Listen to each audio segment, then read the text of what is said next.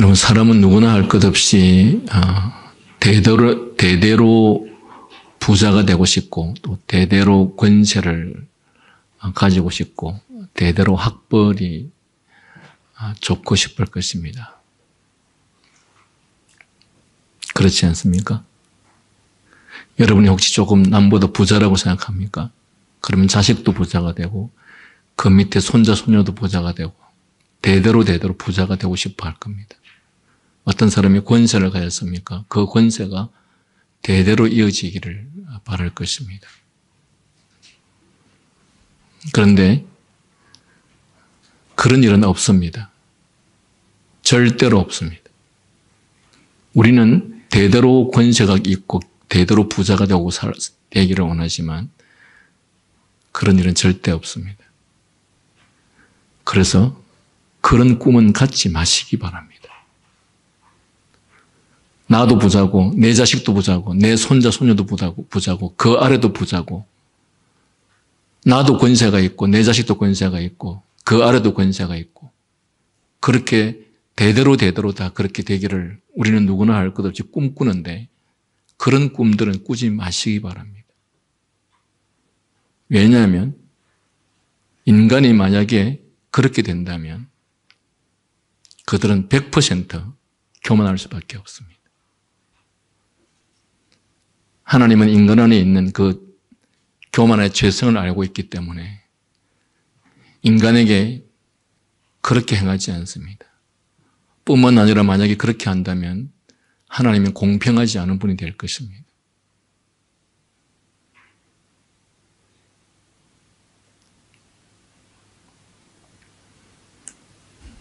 마찬가지로 인간이라는 존재는 그 어떤 경우에도 자기 스스로 언제나 경건하고 의로운 존재가 될 수 없습니다. 왜냐하면 인간의 의로움과 경건함은 내가 만드는 것이 아니고 하나님께서 주시는 것이기 때문에 그렇습니다. 인간은 근본적으로 죄로 말미암아 타락하고 부패하였기 때문에, 그래서 그로 죄로 말미암아 오염되었기 때문에 우리 스스로 지속적으로 변함없이 의롭고 경건할 수가 없습니다. 하나님께서 주권적으로 성령의 은혜로 우리를 붙드시지 아니하시면 결코 그 어떤 경우에도 그리 될 수 없습니다. 그래서 신약 성경은 우리들에게 성령의 충만함을 받으라고 말합니다.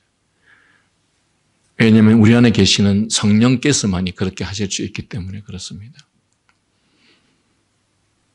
오순절 다락방에 성령께서 모든 사람들에게 보편적으로 임하시는 그 은혜가 있기 전에 구약시대에 하나님으로부터 쓰임을 받았던 신실한 믿음의 사람들에게는 항상 이런 용어가 먼저 전제되었습니다.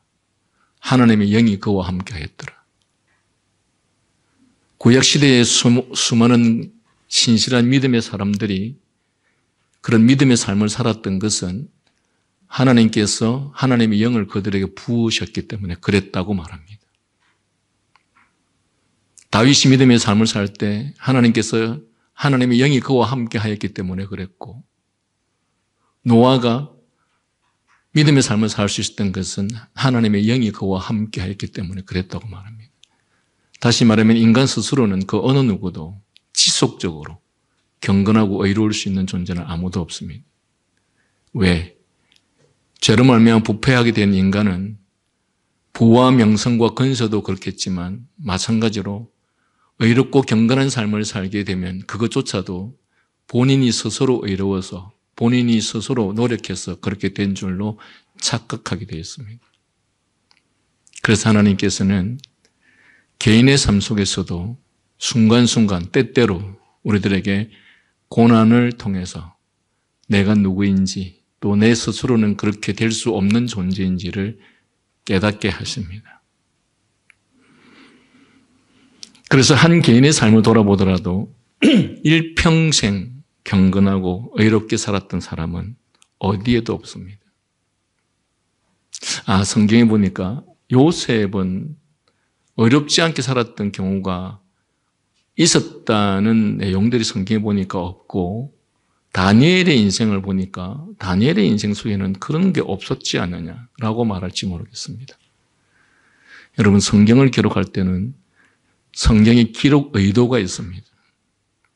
다니엘을 통해서, 요셉을 통해서 하나님께서 기록하시고자 하시는 것들 안에는 성경에 기록된 내용들만 기록하기를 원하셨기 때문에 다니엘과 요셉의 생애 전체를, 아니 그들이 하나님 앞에서 경건하지 못했던 때와 그런 상황들에 대해서는 굳이 언급하지 않을 뿐입니다.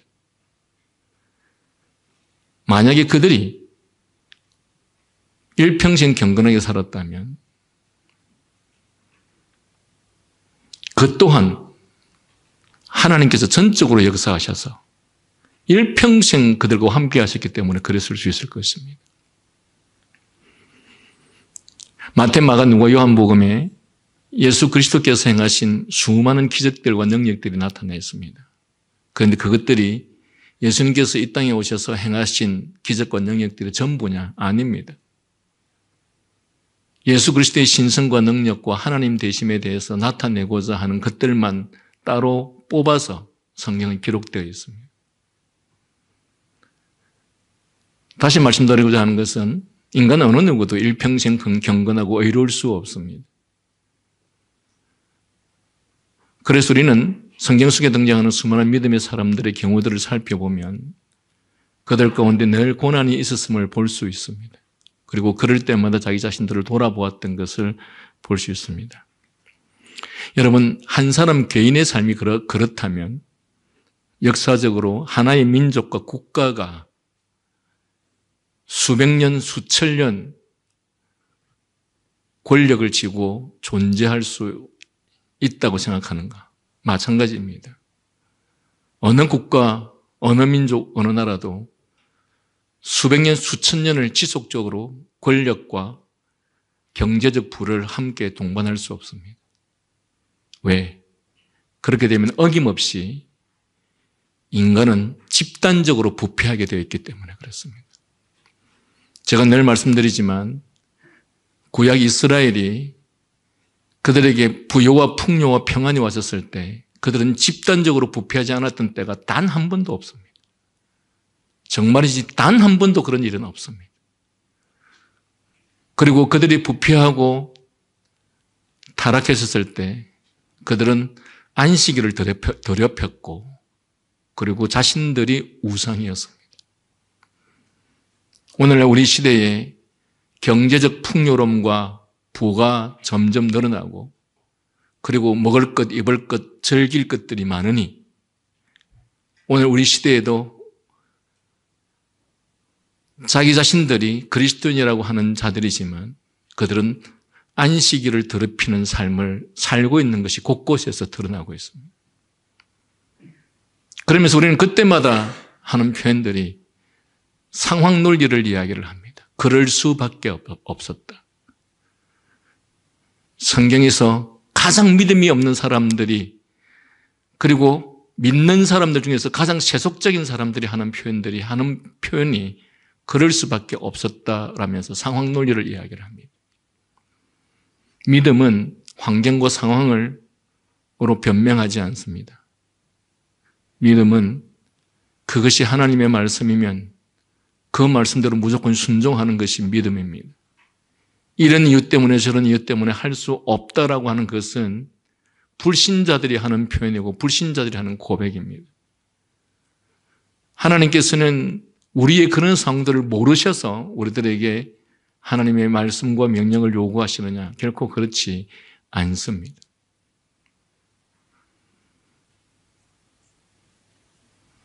대표적으로 부득이하여 그럴 수밖에 없었다라고 한 대표적인 사람이 바로 사울 왕이었습니다. 부득이해서 그럴 수밖에 없었다. 여러분, 부득이하다는 말을 쓰기 시작하면 곳곳에서 온 사방에 부득이하다는 말을 안 쓸 곳이 없습니다. 근본적으로 내가 그렇게 하지 않겠다고 한다면 어디에나 할 것 없이 부득이하여라는 말을 쓸 수밖에 없습니다. 하나님은 우리들에게 부분적인 순종을 원치 않습니다. 하나님 우리들에게 전적인 순종을 원하고 온전한 순종을 원합니다. 하나님의 법도와 하나님의 율법과 하나님의 규례도 내가 골라가면서 이것은 선택해서 순종하고 이것은 선택해서 순종하지 않고가 아니라 하나님께서는 모든 하나님의 말씀을 그리고 온전히 순종하기를 원합니다. 그런 관점에서 볼 때 어떠한 한 개인도 그리고 어떠한 한 민족과 국가도 인간의 이런 부패성과 타락 때문에 그래서 자신들의 의와 공의와 참된 신앙과 믿음을 지속할 수 없는 것이 인생이고 또한 집단적인 사회와 국가입니다. 그래서 하나님께서는 우리의 이러한 죄성을 너무 잘 아시기 때문에 하나님의 은혜 가운데 있는 사람들에게는 때때로 그래서 시련과 연단과 고난을 주시는 것입니다. 제가 조금 전에 서두에 몇 대로 계속해서 부유하고 권세를 가진 사람들이 그들이 언제나 변함없이 겸손하여 하나님을 참으로 경외한 사람이 될 수 있는가? 없습니다. 그래서 잠깐 부유했다가 또는 잠깐 고난을 겪었다가 또다시 부유했다가 이런 과정을 거쳐서 인간이 진정으로 하나님 앞에서 의로운 삶을 살 수 있고 겸손함을 유지할 수 있다라는 것입니다. 그래서 하나님께서는 때때로 불신자들에게도 인간이란 존재가 아무것도 아님을 일깨워서 정신 차리게 하기 위해서 심판을 행하시는 것처럼 특별히 하나님의 백성들에게는 더더욱 하나님의 나라 영원한 천국을 완전히 소유할 수 있도록 그 길을 향해서 갈 수 있도록 인생의 여정 속에서 고난이라는 특효약을 통해서 계속해서 하나님 나라를 향해서 나아가게 하십니다. 믿음의 선진들은 고난을 특효약이라고 합니다. 왜? 이것처럼 정확하게 병을 고칠 수 있는 것은 없기 때문에 그래서 고난을 특효약이라고 하죠. 본문의 말씀도 그런 측면에서 하나님께서는 하나님을 대적하는 부패하고 타락한 세상을 심판함과 동시에 당신의 선택된 백성들에게는 고난이라는 시련이라는 연단이라는 특효약을 통해서 하나님의 은혜를 끝까지 소유하도록 은혜를 베푸신다는 약속의 말씀을 주시고 있는 것을 볼 수 있습니다.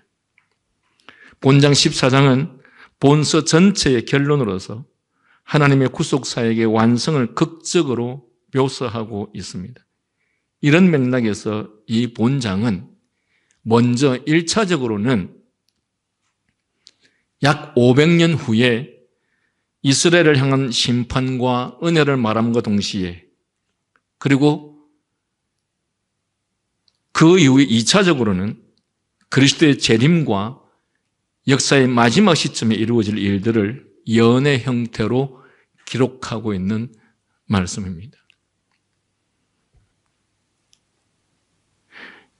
여러분, 베드로 전후서나 데살로니가 전후서나 요한계시록이나 그런 모든 말씀들이 그 말씀의 수신자들, 누구를 향해서 그 말씀들을 하고 있느냐 했을 때에 그 말씀들은 하나같이 당시에 이스라엘 백성들과 또한 흩어진 유대인들을 향해서 하시는 말씀입니다.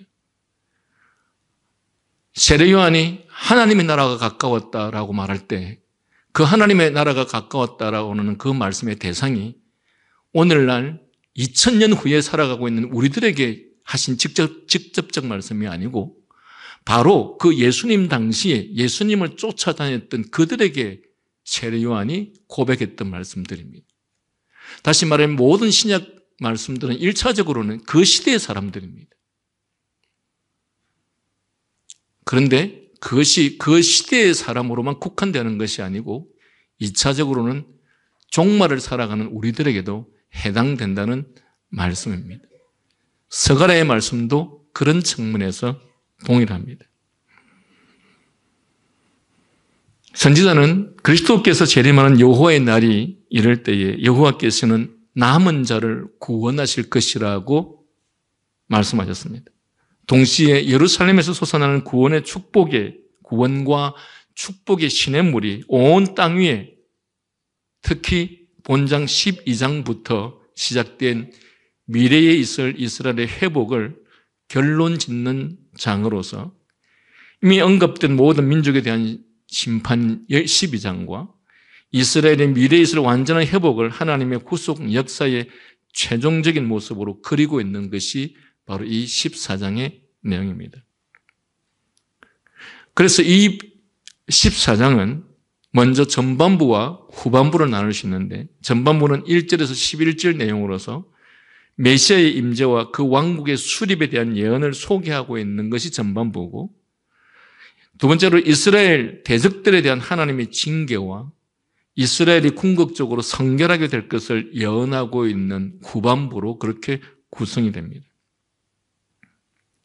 한편 이 14장 본문의 말씀은 어떤 곳에 도달하기 전까지에서는 결코 개봉이 되어서는 안 되는 어떤 봉인된 명령서처럼 교회가 아직 미래의 교회사의 어떤 시점에 도달한 후에 완전히 이해되는 가운데서만 읽혀질 수 있는 그런 성경 내용들 중에 하나입니다. 그래서 그 예정된 시간에 봉인이 떼어질 때까지는 본 예언의 충분한 의미를 실제로 명확하게 아는 것이 아니라 추측할 수밖에 없는, 그래서 그 이후에 미래에 보다 분명한 결과를 기다릴 수밖에 없는 것이 이 스가랴서가 가르치고 있는 내용이기도 합니다. 여러분, 이것은 신약 성경으로 와서 요한계시록도 마찬가지입니다. 요한계시록 역시 거기에서 수많은 예언들을 하고 있는데 그 수많은 예언들은 마치 봉인된 어떤 것과 같아서 그 시대의 사람들에게 정확하게 그것이 무엇이었다라고 말할 수 없는, 그러나 미래에 하나님께서 그 예언이 성취되는 그 과정을 통해서 그것이 그것이었구나라고 하는 것을 비로소 판단할 수 있게 하는 그런 종류의 말씀인 것입니다. 본장은 바로 전 앞장에 예언된 것들과는 별개의 사실들, 즉 어쩌면 그렇게도 두렵고 장엄한 표현으로 다른 예언들 속에 묘사된 현 시대의 저 마지막 대사건들을 언급하고 있습니다. 물론 1차적으로는 500년 후에 예수님 당시에 일어날 일들을 말하고 있는 것 또한 사실입니다. 그리고 이 예언은 악의 세력들이 훗날 마지막 날 교회와 싸우게 될 대접전을 가리키고 있는 말씀이기도 합니다. 이 역사, 1차적으로는 그리스도의 초림 때에 로마를 통하여 당신의 백성들에게 고난을 허락하셔서 우리 지난 12장에서 3분의 2는 죽고 3분의 1을 통하여 온 세상에 복음이 전파되게 하셨다는 내용들을 우리가 들었습니다. 3분의 2나 죽고 3분의 1밖에 남지 않는 했었을 때, 여러분, 우리 대한민국이 6.25가 났었을 때 약 250만 명 정도 죽었다고 하죠. 그래도 그 250만 명은 아마 전체 그 당시의 인구의 아마도 한 10분의 1 정도밖에 되지 않았을 것입니다. 그런데 이스라엘은 3분의 2가 죽고 3분의 1만 살아남았다고 합니다.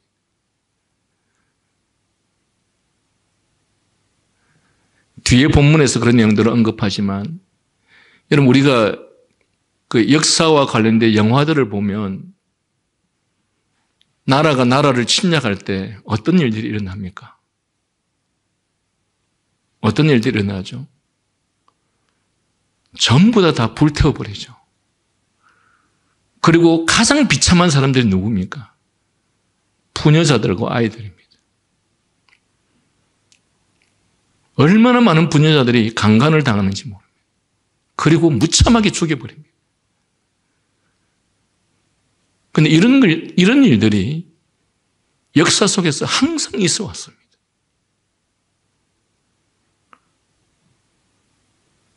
지금 이 서갈에서는 1차적으로는 약 500년 후에 예수님 당시에 일어날 일들과 그리고 2차적으로는 종말을 향해서 하고 있는 말씀이기도 하다고 말씀드렸습니다.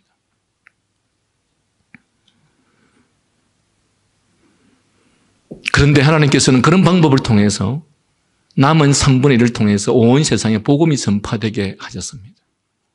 제가 늘 말씀드렸지만 여러분, 이 죽음이 참으로 비참하고 무서운 것 같죠. 그러나 그리스도인에게 있어서의 죽음은 비참한 것도 무서운 것도 아닙니다. 그리스도인에게 있어서 죽음은 죽는 그 순간에 우리가 바로 영원한 천국문을 향해서 들어가기 때문에 그리스도인에게 있어서 죽음은 비참한 것이 아닙니다. 설령 그 아이가 어릴 때 죽는다 하더라도 조금도 비참한 것이 아닙니다. 왜냐하면 이 땅이라고 하는 것은 고난과 슬픔과 수고가 끊임없이 있어야만 하는 곳이고 이 땅에 인간이 사는 매 순간 끊임없이 죄를 지어야 하고 또한 그 죄에 대한 결과들을 우리가 장차 종말 이후에도 겪지만 그러나 이 땅에서도 계속해서 겪게 되기 때문입니다. 그렇습니다.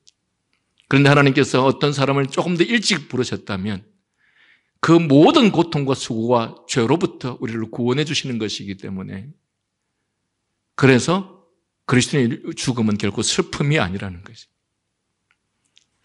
이스라엘이 3분의 2가 죽었었다라고 했었을 때 그 3분의 1을 통해서 어떤 일이 일어납니까? 온 세계에 복음이 전파되는 것입니다. 하나님께서는 심지어 불신자들이 겪는 어떠한 심판을 통해서도 당신의 백성들에게 그것을 통해서 무엇인가를 메시지하기 위해서 교훈하시기 위해서 그 일을 하신다고 합니다. 그러므로 그리스도인들은 그리스도인뿐만 아니라 불신자들에게 어떤 엄청난 그리고 집단적인 불행이 일어났었을 때 그것을 통해서 교훈을 삼으라라는 이 하나님의 말씀을 잘 염두에 두어야 할 것입니다. 그래야 남은 3분의 1을 통하여서 온 세상에 복음이 전파되게 하시고 그리고 2차적으로는 다시 오실 재림의 날에 그 싸움은 그리스도께서 큰 권세로 오시고 그의 영광의 왕국을 완전히 세우심으로써 끝나게 될 것입니다. 이 과정에서 1차적인 초림의 과정에서 하나님께서는 로마를 통한 집단적이고 국가적인 연단과 시련을 통해서 복음을 온 세상에 전파하신 것처럼 마찬가지로 2차적인 이 재림의 때에도 하나님께서는 이렇게 시련과 연단을 통해서 당신의 백성들을 걸러낼 것이라고 그리하여 그들을 보존시키신다고 말씀하고 있는 것입니다. 그러므로 그것을 주께서 수많은 거룩한 자와 함께 임하신다는 에녹의 예언처럼 유다서 1장 14절에 보면 아담의 7대 손 에녹이 이 사람들에 대하여도 예언하여 이르되 보라 주께서 그 수많은 거룩한 자와 함께 임하셨나니 라고 말씀하시는 것과 유사한 말씀입니다. 교회를 대적하는 세력들의 광범위한 연합, 그에 잇따른 고통의 때 그러한 가운데서 주님이 무서운 권세를 가지시고 나타나셔서 그의 백성의 원수들을 진멸하고 영원한 영광 가운데 교회를 세우시고 끝까지 마지막 완전한 상태가 될 성결의 상태를 가져다 주시겠다라고 하는 것이 이 본문의 말씀입니다. 특별히 본 단락은 본서 전체의 내용을 종합하여 결론 짓는 부분으로서 그동안 언급되었던 여호와의 날에 있을 사건들을 예언적으로 진술하고 있습니다. 특히 이 부분에서는 두 가지 상반되는 분위기인 전쟁도 이야기하고 평화도 이야기합니다. 전쟁과 평화의 모습으로 연속적으로 진술하고 있는 내용입니다. 전쟁의 상황 속에서는 자신의 백성들을 위해서 싸우시는 하나님의 모습으로 등장하고 평화의 상황 속에서는 자신의 백성들에게 안정을 가져다 주는 모습으로 나타나고 있습니다. 특히 전쟁의 상황을 도입한 것은 하나님과 사탄과의 영적 전쟁을 염두에 둔 것으로서 미래에 있을 메시아와 사탄의 직접적인 전쟁을 예시하기도 하는 말씀입니다. 14장 1절에서 5절 말씀은 여호와의 날에 있어서 열국이 어떻게 예루살렘을 공격해 올 것을 보여주고 있는 말씀입니다. 그러나 그럼에도 불구하고 영광의 주가 나타나 그들을 심판할 것을 밝혀줍니다. 여러분, 우리가 심판할 때 그 심판은 단지 누군가를 육적으로 죽이고 멸망시키는 것만 심판이라고 생각을 하죠. 그러나 예수 그리스도께서 십자가에 죽으심은 마찬가지로 세상을 향한 심판이었습니다. 왜냐하면 예수 그리스도가 십자가에 죽으심으로 모든 죽음의 권세인 사탄의 권세를 무너뜨렸기 때문에 그렇습니다. 그래서 우리는 심판을 단지 모든 것을 우리의 관점으로만 판단하는 것은 잘못된 것이죠. 어쨌든 1절에 여호와의 날이 이르리라. 그 날은 1차적으로는 지리적인 예루살렘의 멸망을 말하지만 궁극적으로는 최후의 심판자의 구원의 마지막 역사가 점점 가까워오는 그날을 표현하는 말일 것입니다. 물론 여러분이 잘 알고 있는 것처럼 마카비 시대의 환란 날에 예루살렘은 물론이고 성전도 회파되었고 그리고 모든 재물들이 마카비 시대에 약탈되었습니다. 즉 AD 70년에 로마로부터 이스라엘 예루살렘 성전이 완전히 초토화되기 전에도 이미 예수님 이전에 그리고 지금 이 서가랴 이후에 중간기 시대에 그런 일들이 있었습니다. 그리고는 또 AD 70년에 로마의 티투스 황제를 통해서 예루살렘은 그야말로 초토화되었고 그리고 여러분이 잘 아는 것처럼 약 150만 명 정도의 사람들이 다 죽음을 맞이하게 되었던 것입니다.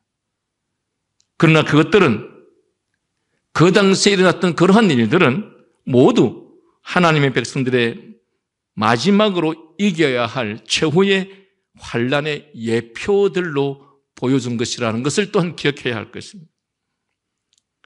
다시 말하면 여기 스가랴서를 통해서 말씀하고 있는 그 1차적 예언이 성취되는 그것으로 끝나는 것이 아니라 이러한 1차적 성취가 장차 종말에 일어날 수 있는 것에 대한 예표적인 것이라는 것을 기억해야 된다는 것입니다.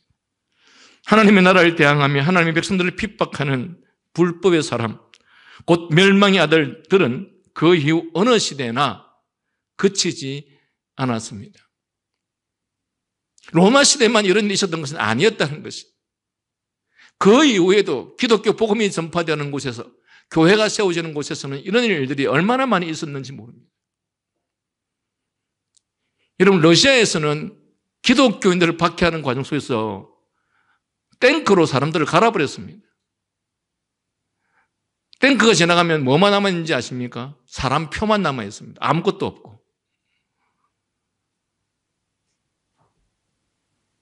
그리스도인들이 얼마나 많은 교회가 존재한 이후에 고난을 겪었는지 모릅니다.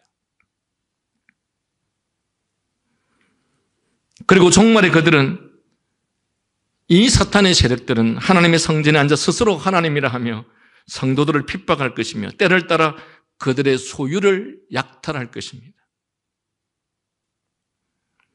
2절에 내가 이방 나라들을 모아 예루살렘과 싸우게 하리니 성읍이 함락되며 가옥이 약탈되며 부녀가 욕을 당하며 성읍 백성 절반이 사로잡혀 가려니와 남은 백성은 성읍에서 끊어지지 아니하리라. 물론 이 내용들은 1차적으로 이스라엘이 마카비 시대에 또는 로마에 의해서 당했던 실제 사건들을 묘사하고 있는 내용입니다. 그러나 2차적으로는 이 내용은 장차 예수 그리스도의 종말 이전에 하나님께서 믿음의 사람들을 거르기 위해서 나타날 수 있는 그러한 이 시련과 연단을 묘사하는 내용이기도 하다는 것입니다. 이 모든 것이 하나님의 역사이고 역사의 주인이신 하나님의 주권에 의해서 일어납니다. 그러므로 이 세상에 일어나는 현재적 사건들이 누구에 의해서 누구로 말미암아 일어난다고 결코 착각하지 않으셔야 됩니다.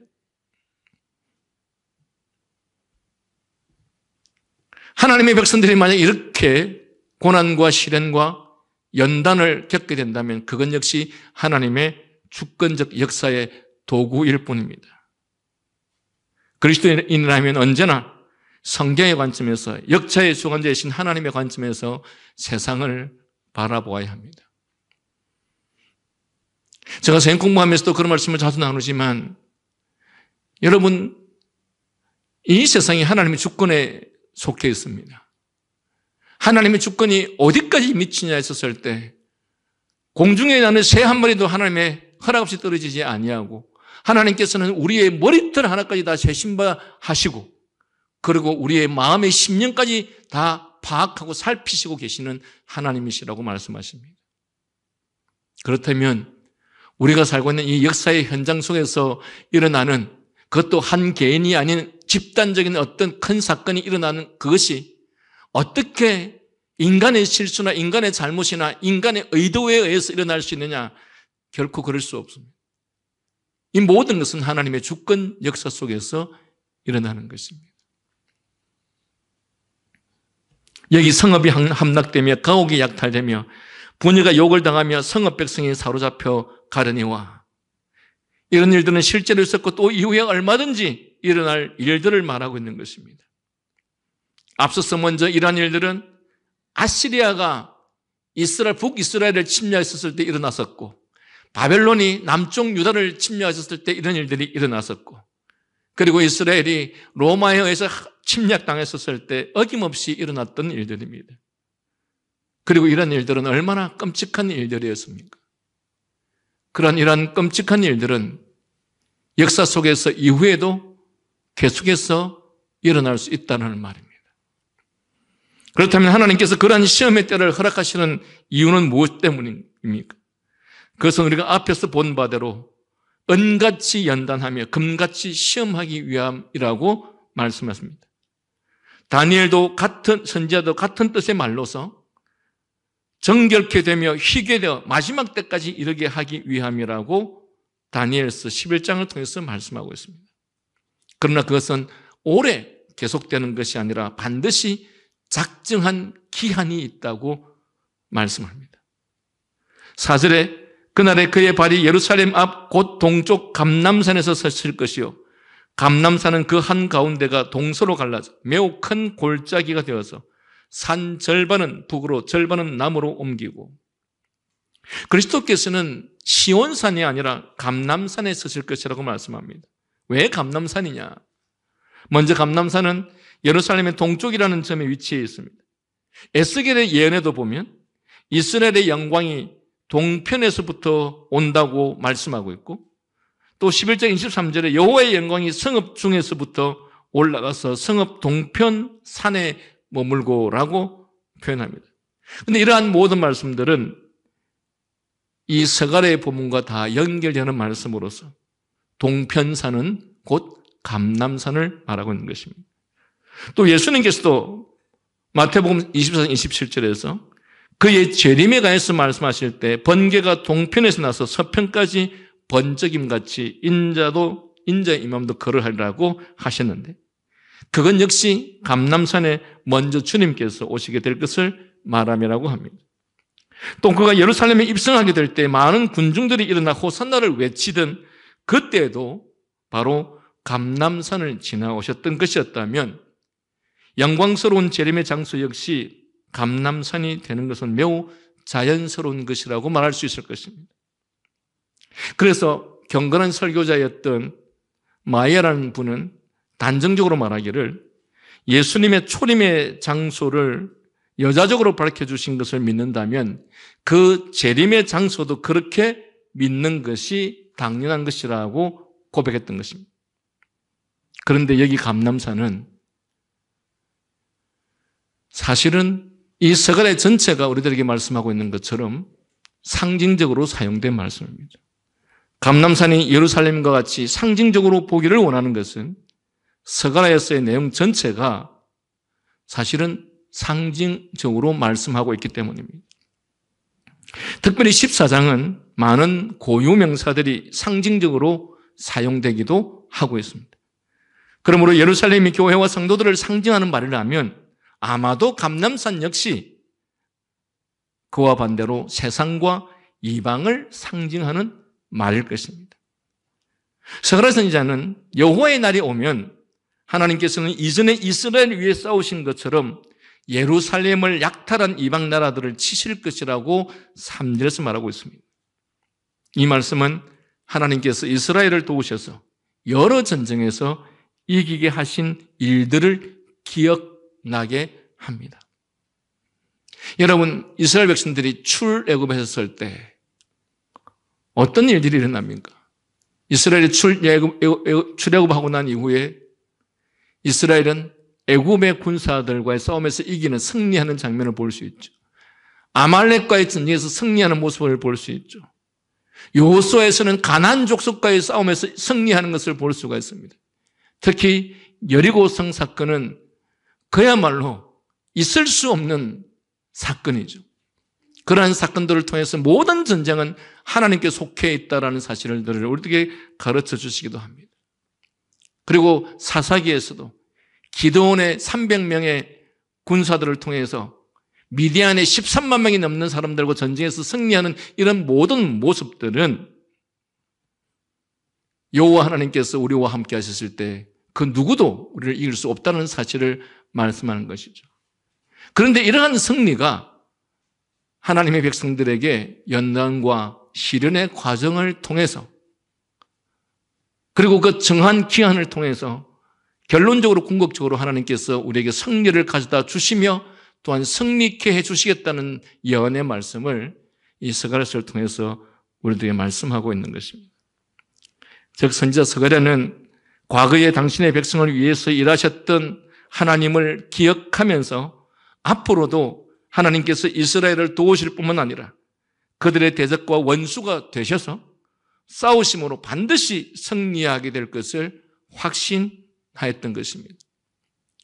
우리가 지금까지 말씀을 통해서 하나님께서 우리들에게 고난을 주실 때는 그 고난 자체로만 봤을 때는 우리에게 고통을 주는 것 같고 우리를 파멸시키는 것 같고 우리로 하여금 실패하게 하는 것 같지만 사실은 모든 고난은 하나님께서 우리들이 유익을 주시기 위함이었다고 말씀하고 있는 것처럼 당신의 백성들이 당신의 원수들에 의해서 시련과 고통을 당할 때 여기에는 반드시 우리 하나님의 승리가 보장되어 있다는 사실을 우리가 믿어야 한다는 사실입니다. 그러므로 한 개인에게 시련과 고난이 왔었을 때 이 고난과 시련은 궁극적으로 우리들에게 유익을 주시기 위한 하나님의 은혜라고 한다면 마찬가지로 집단적으로 하나님의 백성들이 박해와 시련과 고난을 당한다면 그것은 그로 말미암아 우리 하나님께서 우리에게 승리를 가져다 주시기 위한 하나님의 은혜의 과정이라는 사실을 우리는 기억해야 한다는 것입니다. 뿐만 아니라 하나님 자신이 임재하여 자신의 백성들에게 피할 길을 주신다고 예언합니다. 여기 유다왕 우시아 때에 지진을 피하여 도망한 것 같이라고 5절에서 하는 말은 이 표현은 감람산이 예루살렘에서 도망하는 자들에게 큰 장애물이었는데 그것은 지진으로 인하여서 땅이 갈라져 도망할 수 있을 길을 낸 것처럼 이스라엘 백성에게 피할 길을 주신다는 말이기도 합니다. 이처럼 하나님은 당신의 백성들의 안전을 위하여 초자연적인 간섭을 통해서라도 보호하시는 분이시라는 사실을 이 1절에서 5절의 말씀 가운데서 궁극적으로 우리들에게 승리와 그 고난을 통해서 주시는 하나님의 축복을 약속하시면서 동시에 이러한 성취와 이러한 결과가 있기 전에 우리들에게는 이런 시험과 연단의 과정을 거치게 된다는 사실을 우리들에게 말하고 있고 그리고 이러한 일들은 이미 역사 속에서 1차적으로는 먼저 성취되었지만 그러나 2차적으로 궁극적으로 종말에 우리가 살아가는 이 삶의 삶 속에서 종말의 이러한 과정이 우리들에게 나타날 것임을 말씀하고 있습니다. 여러분 만약에 이 스가랴서의 말씀이 또한 계시록의 말씀이 바로 그 당시의 수신자들에게만 주어진 말씀이라고 한다면 그렇다면 이 말씀의 예언들은 다 그 당시에 다 성취가 되었습니다. 그렇다면 그 이후에 이 말씀을 보는, 이 말씀의 대상이 되는 우리들에게는 이런 고난이나 시련이나 연단이나 또한 예수 그리스도의 승리 이런 것들은 도무지 있을 수가 없고 있어도 되지 않겠죠.